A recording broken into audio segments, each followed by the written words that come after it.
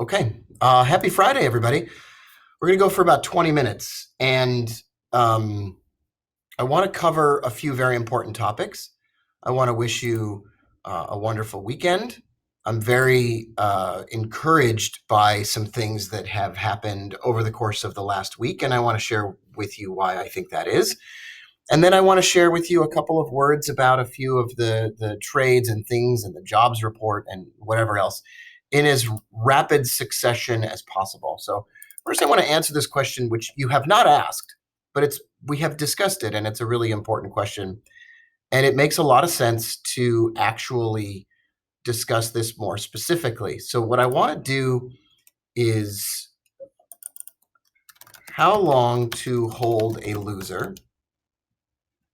And I want to just have a couple of words. So I say 24 hours after it breaks the level that you set. This gives it a chance to come back. Lots of times your stop is hit and then price goes exactly the place you thought it would. And this is going to happen to us. We will have some winning trades where, it really, we hold it and then everything turns out just fine. And that's exactly what could happen today with UVXY. So let's talk about UVXY. I own the 17th of January $13 calls. I thought they would be worth $2 this week. They're not worth $2 right now. They're not worth good money right now. And price has gone below that $12 level. And we had the jobs report today. It's a little bit worse than expected, but still, this is a rocket ship of a financial market. And so I'm going to let this trade play out for today. And then if this does not go back above $12 by the closing or the close to the closing of the session today, then what I'm going to do is close this trade. So once again, I give it 24 hours. That could really end up being 36 hours. You don't want to get so specific that you can't actually act like a human being. But 24 to 36 hours, never really 48 hours. And that's it. So it's 8:30 a.m. It's opening up here at $11.60. It's below our $12. And it closed yesterday on just under $12. And now we're going to see where this goes from here. Now, why did I say that I'm encouraged? The reason I'm encouraged by everything that has happened this week is, first of all, we have planned some reasonably great trades with a lot more to come. But even more important than Ovid or ONTX or other things like that, what we've done is we've made a determination about how long we're going to hold stuff that isn't working. And I think it's a more important lesson is learning how to lose gracefully, learning how to admit when it didn't work and cut it off and save money. There's like a combination of things that happens. Oh my gosh, I can't lift my arm, but I'm going to try to draw on the screen with my right arm. I can't lift my left arm. It's kind of going to be a problem. So there's a combination of things. There's closing out losing trades. And I'm going to just say at 1% or at a small loss. But there's this other lesson about waiting for the entry, which we're still waiting for the entry on this one. It's kind of fine. It's fine. Like the big movement that we're waiting for still hasn't happened. And then number 3, adding to a win or letting it ride. And this is like a 3-part intercorrelated set of instructions. And here's how it works. First, you first have to learn how to lose gracefully with a small loss. But you really also have to learn how to wait for an entry. And that could be a re-entry. So it's fine to take an early position with a small acceptable loss like we're about to take probably today on UVXY. But you gotta learn the difference between going ahead and maybe playing around with something and taking an early entry and being a maniac and loading up and backing up the truck and taking huge trades without it really setting up. Remember yesterday when I said, "Oh, I'm so tempted before Trump's speech to back up the truck and buy a lot of UVXY calls." And I didn't do it, and thank goodness, right? So waiting for the entry for the real trade is a giantly important lesson to learn. Once again, it's okay to take an early entry on something if you just can't stand it anymore. It's okay every once in a while. And we only have one of those right now, and that's this. But it's more important to learn to know what you're waiting for and to stalk it and to wait for it and to just give it the time it needs to set itself up. And then on the other side of that, the other side of closing out losing trades is learning to either add to a win or letting that win ride. If we, for instance, had gotten a really great move on UVXY, the challenge would be to hold it for 48 hours. And if after 48 hours it was still just ripping, to move our stop and take more profit. And we're going to do that probably 10 times this year. I basically just described all of trading. It's not about emotions, and it's not really a mental game. It's not really a mental game.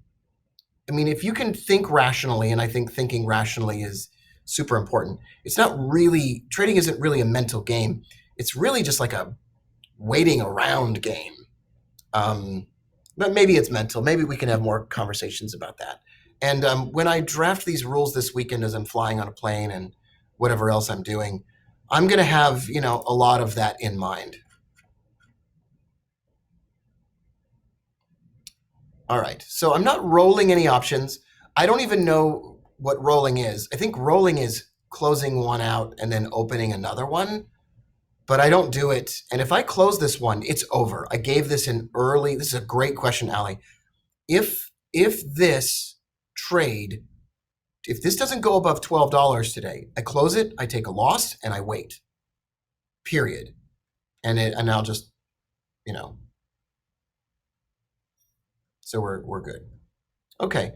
Someone says, when you bought the DL yesterday, I don't remember buying DL yesterday. So anonymous attendee, let me know your name when you write your question, and I would love to address you. And then we'll go from there. DS. Oh, DS. Okay. Yeah. Let me make sure it's on our watch list. It is. I'll cover that today as we go through. And I bought the stock because it's only trading at $4. So when something's trading so low, I go ahead and I just buy the stock.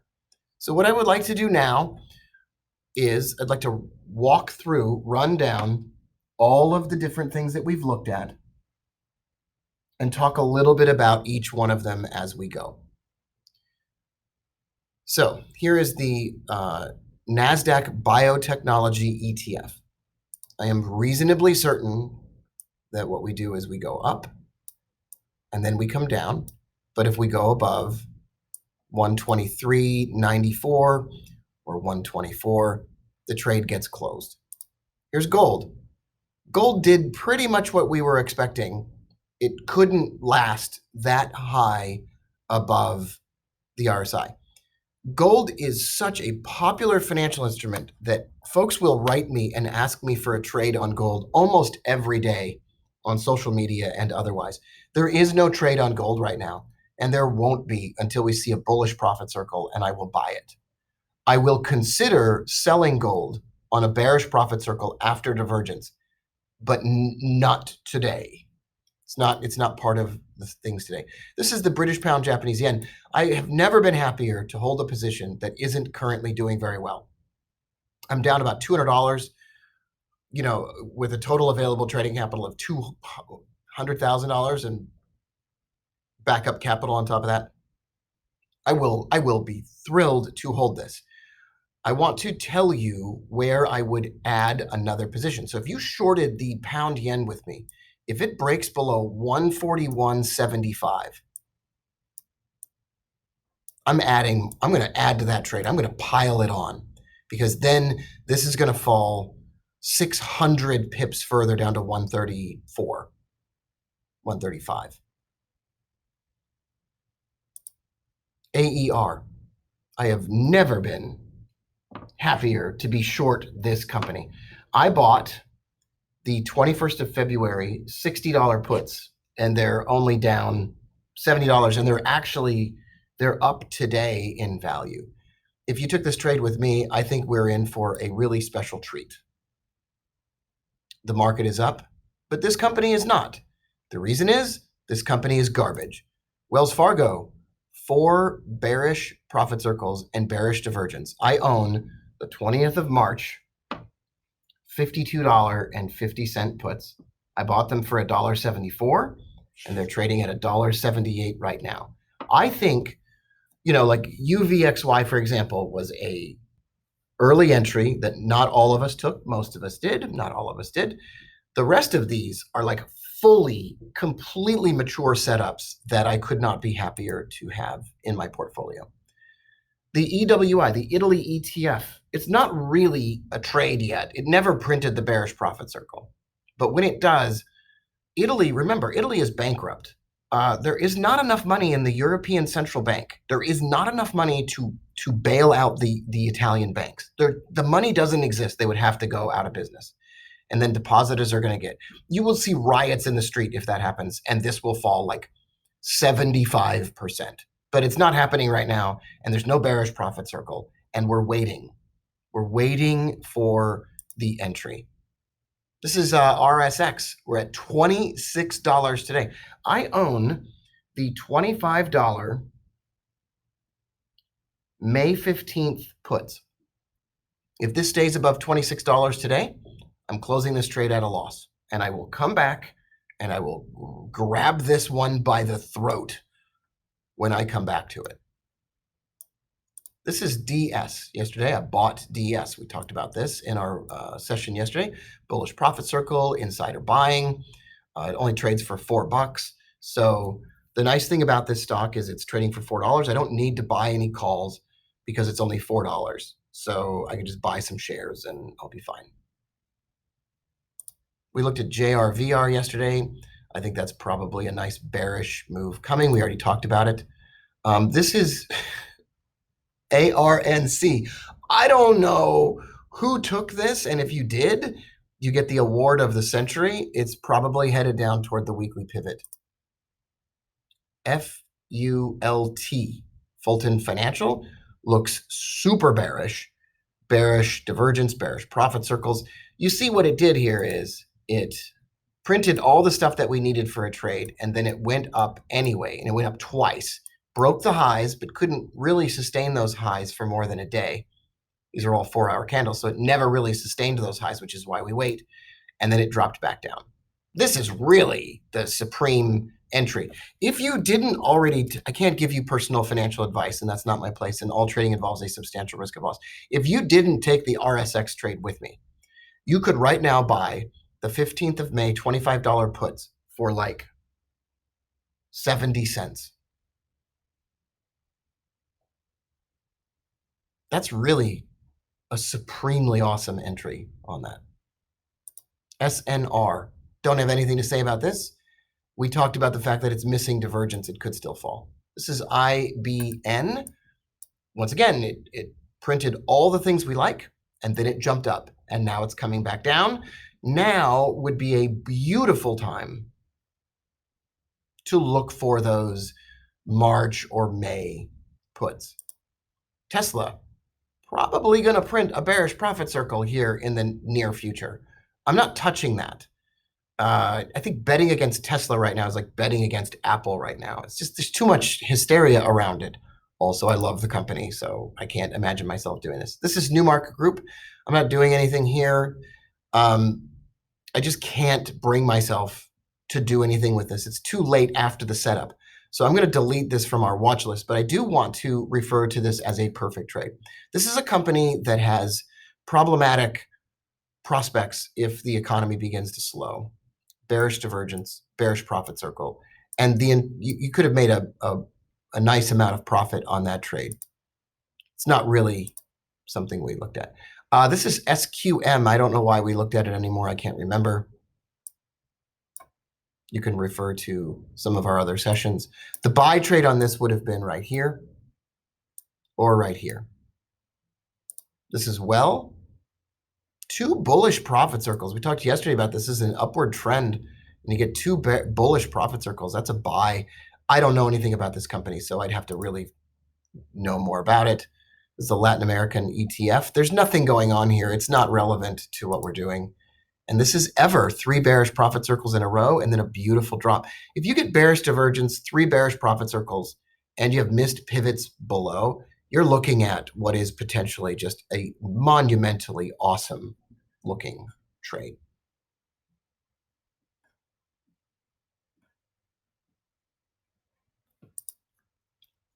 So Holly, I'd be happy to look at RDUS for you. So Radius Health. Okay, let me give you my thoughts and feelings. If this is a profitable company on a bullish profit circle, I would buy it. Let me give you my thoughts and feelings. If this is not a profitable company, I would stay away from it completely, period. Richard said, which UVXY do you have? Oh, well, I'm glad you asked. We talk about it just about every day, but we talk about so many things. So always just ask me, just like you did. I own the 17th of January $13 calls. All right. I need to walk you through our schedule for next week. Our schedule for next week includes sessions with Scott Welsh at 12 p.m. It should be Central Time. It could be Eastern Time. I'll find out. But that's the schedule for next week. There's no way on earth that I am anywhere near a computer where I can do anything on Monday or Tuesday. Those are going to be like 2 of the busiest days of my life. So Sunday, I might do a market overview for you all. And then I'll be back on Wednesday with probably a video, but Scott will still handle the webinar. And then I'll be back on Thursday and Friday myself. I'm holding on those Wells Fargo puts. I'm holding the UVXY calls until the end of today. I'm holding the RSX puts until the end of today. Richard said, if I had the $12 call on UVXY, would I keep it today? Only if price stays above $12, I would. Well, let's do one more thing real quick.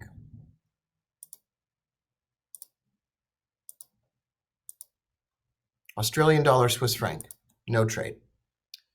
Australian dollar, Japanese yen, no trade. Australian dollar, New Zealand dollar looks super bullish still. Still just looks like the bullish divergence, the bullish profit circle, the missed pivots above looks amazing. Australian dollar, US dollar, no trade. CAD Swiss, no trade. CAD yen, no trade. Swiss yen, no trade. Oil, don't care. S&P 500, bearish. Ethereum, don't care. Euro Australian, don't care. Euro Canadian, nothing. Euro Swiss, if it prints bullish divergence in a bullish profit circle, I'm long. The Euro British pound looks like an inverted head and shoulders pattern.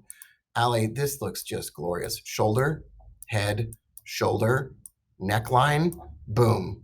I wouldn't mind being long this above now, 85.90.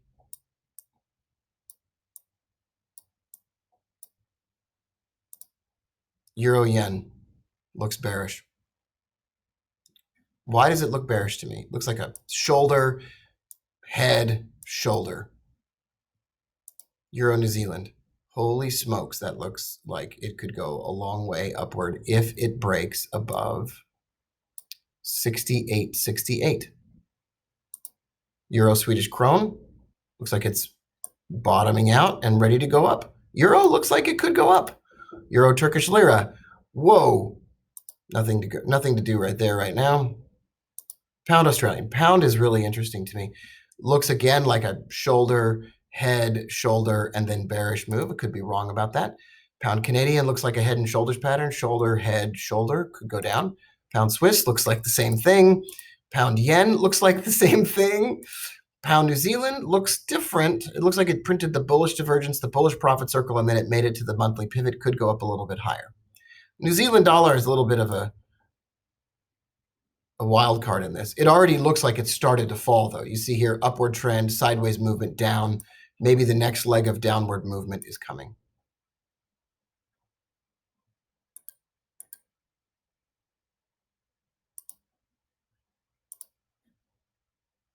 New Zealand Canadian looks kind of bearish.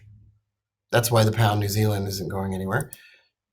Wow, all the New Zealand dollar pairs look like they are printing head and shoulders bearish patterns as well. Shoulder, head, shoulders, bearish. No trades on them necessarily, but wow. And then the dollar Canadian. I just don't want to be a part of that right now. Okay. Thanks for asking for that, Ali. That was fun to look at. Leonardo says, how do you set up the pivots to draw a line to the right when it's missed? I mentioned this yesterday, Leonardo. TradingView is going to release all of those indicators that do exactly those kinds of things to everyone in the very near future. So Jason, I'll just repeat what I said about the UVXY. So if it can't stay above $12 today, I'm not really interested in keeping it at all. Especially because I have the January option. Now you have if you got the March one, if I had the March one, yes, Sue, you'll be able to stop paying TradingView. If I had the March one, I'd probably keep it open for one more week. Okay, I'll make a little video for you as I have some updates. I love you all, and I'll see you very soon.